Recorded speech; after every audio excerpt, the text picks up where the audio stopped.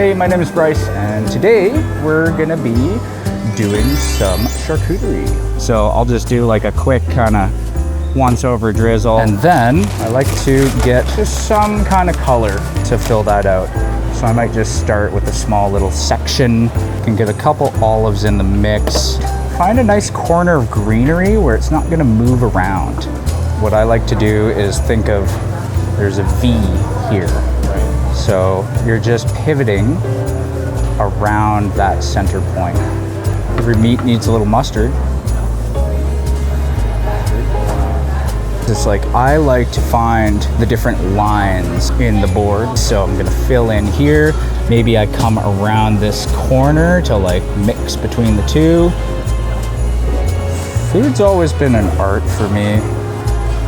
Baking is a science, food's the art.